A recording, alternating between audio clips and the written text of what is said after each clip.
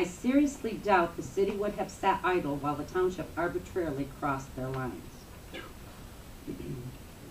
The city already said they needed to explore ways for sources of revenue, and they found another way to do this by way of a licensing agreement, which is the same as a franchise agreement, or nearly the same. The city now has a license agreement with Invisalink, whereby the city has allowed Invisalink to place an antenna on their water tower that is in our industrial park. Per that agreement, Invisalink must pay the city 3% of the total revenue to the city on a tower that would not be beneficial to the city had their water lines not been placed in township right-of-ways. You can see Exhibit 9 for that. What if an entity came to us and offered to pay the township 3% of their total sales if we allowed them to place infrastructure in our very same right-of-way the city is currently using, but the township had to tell them no because the city infrastructure was in the way? Obviously, that would be detrimental to the township general fund. In my opinion, if this board arbitrarily signs this MOU, it would adversely affect our tax base. Violation of the Michigan Constitution also concerns me, whereby Article 7 of the Michigan Constitution, subsection 19, Township Public Utilities and Franchise states, no organized township shall grant any public utility franchise which is not subject to revocation at the will of the township, unless the proposition shall first have been approved by a majority of the electors of such township voting therein at a regular or special meeting. In my opinion, if this board signs off on this standalone MOU, it virtually gives our rights away to the city without a public vote, and in doing so, this board would be in violation of the Michigan Constitution and our oaths of office. According to PA 107 of 1941, it is not legal for us to contract for municipal water without first have received a petition from 60% of the recorded landholders in the water service area. Page 4, number 21 of the MOU, year number 18. Owosso Charter Township agrees that upon signing this water agreement, it will proceed forward with replacing undersized water lines on Badcock Street between Chestnut Street and Cleveland with 8-inch water mains and extending 8-inch water on Cleveland and Badcock, South Decatur, and North Marion Street to interconnect with mains on those streets. The township shall contribute up to $100,000, but not to exceed $100,000 to complete these priority projects. These projects shall be completed within 3 years from the date of signing the water agreement. Collectively, the board removed this language long ago. I was appalled to see that the negotiating committee reinstated it without full board approval. I question whether an 8-inch main is large enough for fire suppression to the area. If not, why do it at all? To do it right, we need to do both drinking water and fire suppression. It has been said that these pipes were installed 40 to 50 years ago. According to engineer Tom Newhoff, the life expectancy of water lines is about 100 years. If these pipes are only 40 to 50 years old, then they have only reached half their life expectancy. In my opinion, the city's purpose for wanting us to install larger lines in this area is so that they can capture water sales from both Cider Mill and Orchard Manor apartments. Personally, I do not feel this board should take on the responsibility of drumming up business for the city. $100,000 is a lot of money. None of us know financially if we will be able to afford $100,000 3 years from now. Or what if the township would much rather start installing pipes in a different area first? Emery Pratt, Arlene Apartments. I question why we would allow the city to dictate how the township is to spend money installing water mains when the city itself makes between 20 and 50 water main patches per year. A good share of the city water lines are nearly 100 years old.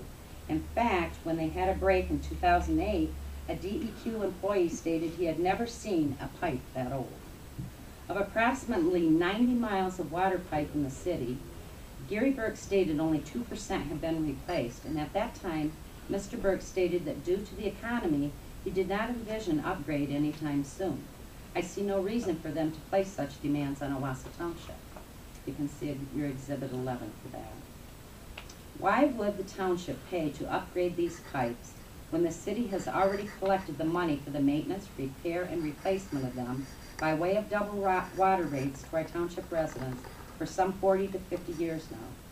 What did the city do with that money? We have been told that it was highly unlikely that the township would collect enough from this area in 3 years to absorb the $100,000 price tag. This work will involve road work too. If costs are more than $100,000, who is going to pay the remainder of the bill?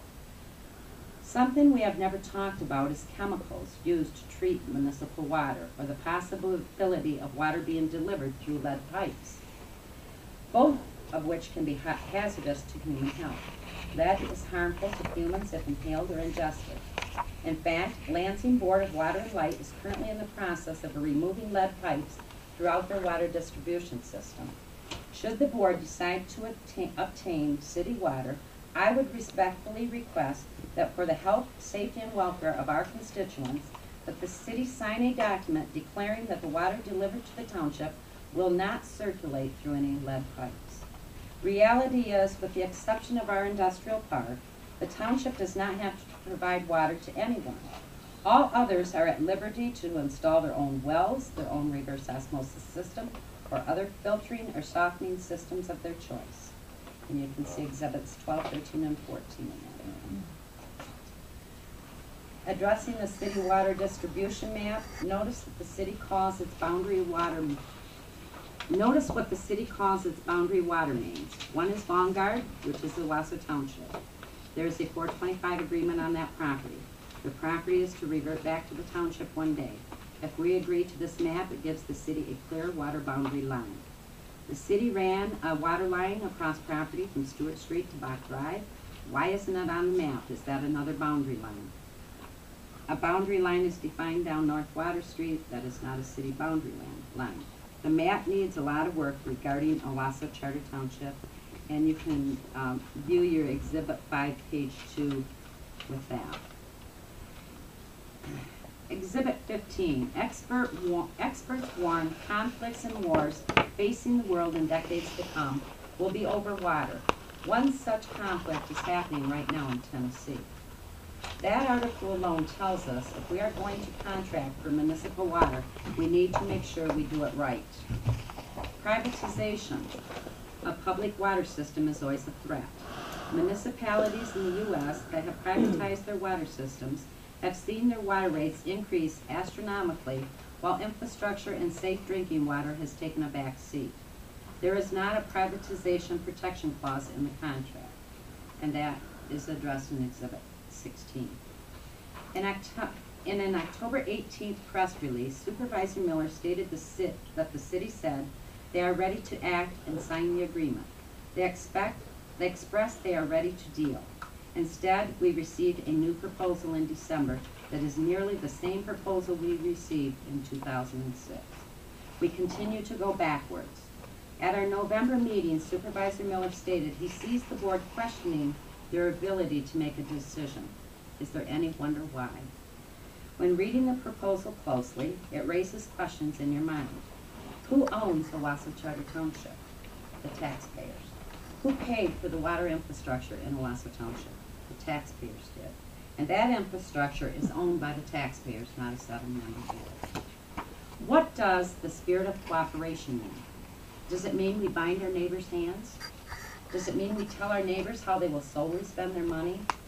Does it mean we tell our neighbors when and how much money they will spend when we ourselves are financially strapped? Does it mean we charge our neighbors double rates? I hardly think so. My opinion is if this board is not able to obtain a fair and equitable proposal, then what has been presented thus far, stop negotiating until the city is ready to negotiate in the spirit of cooperation, reasonably and equitably. I am a firm believer that if you have a problem with something, you need to help resolve the problem. Therefore, I am presenting a proposal rewrite. Some language still needs to be tweaked, but it is a better agreement than what has been presented thus far. I also drafted a sample franchise agreement for review. These are the proposals I believe Owosso Charter Township should be working on. I have been in contact with Tom Newhoff for the past month and a half. Tom has been the township engineer actively involved with all township water projects